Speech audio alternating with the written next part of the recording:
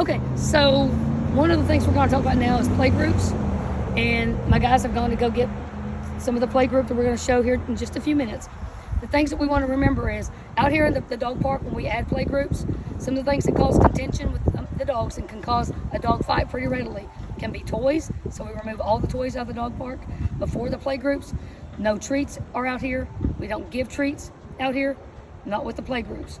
We want to make sure that the water bottles, there's water bottles on this fence, there's water bottles, should be in each dog park available.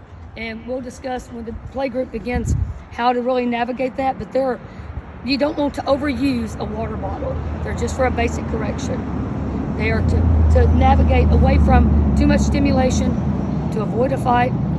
They are not for overexcited barking and for things that really are just basic play for a dog, depending on the dog.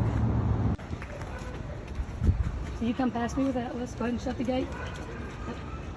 One of the things you want to make sure is when you come into the Sallyport area, this area, that you make sure that gate is shut before you go ahead and enter this one.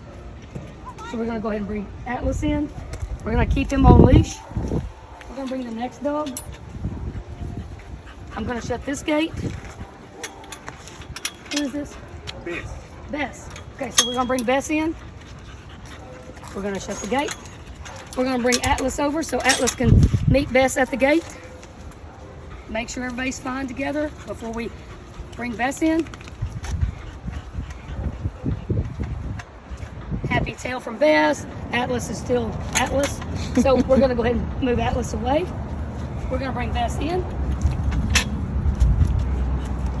And who do you have? Ziggy. Ziggy. So we're going to do the same thing. We're going to shut this gate. We're going to move Bess away. We're going to bring Ziggy in. Shut the gate. And it may sound repetitious, but shutting that gate and making sure this gate is shut is super important in case the dog doesn't get along. So we're going to bring Ziggy this way. We're going to bring Atlas down. Let Atlas meet, and then we're going to bring Bess down. And I'm going to step out of the way. Atlas doesn't know me, so me staying out of their way helps to put him at more ease. So he did fine. We're going to move Atlas away. We're going to bring Bess in. Come on. And so the one thing you also want to look at is you want to make sure you recognize the personality traits of the dogs, right? Bess is very self-confident. She's happy. He's insecure. Atlas is insecure. And Ziggy is confident. He's your dominant dog in this whole situation. Okay, so know what you have coming in to the play group. Take Bess off first. Yep. And when you're in the play group, every person out here that's a handler needs to have a leash with them. Go ahead and take Atlas off. We can go ahead and take Ziggy off. And we just want to make sure we have appropriate play between everybody. I'm guessing Ziggy and Atlas are probably brothers. Littermates? All three of them. Oh, wow, look at that. Okay, cool. So, appropriate play. This is, Atlas is an inviting play.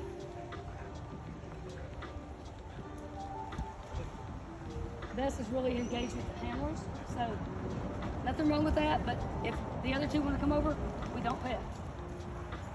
Not yet. We want to make sure, if this is a play group that was not familiar with each other, we don't want to create something that overstimulates the dogs, like petting, human attention. Now, these guys have been together, so these guys already know what to look for with them, but we want to make sure that we're not inviting bad behavior, right? Let her get up before they start playing with her. We don't want to create a pack attack because that will happen. And it can happen even with dogs that are friendly because too much overstimulation, too much excitement, that energy has to go somewhere. So when you're doing a play group, everybody needs to be mindful. This is not the time to come out and shoot the breeze. And if you feel the need, if you feel someone's just getting totally overstimulated, then you could use the water bottle.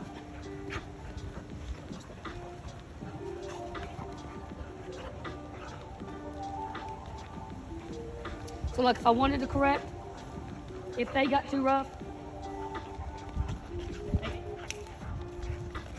I just separate them off of her. So all I did was give her space so that she can have some space to play comfortably or get back up, right?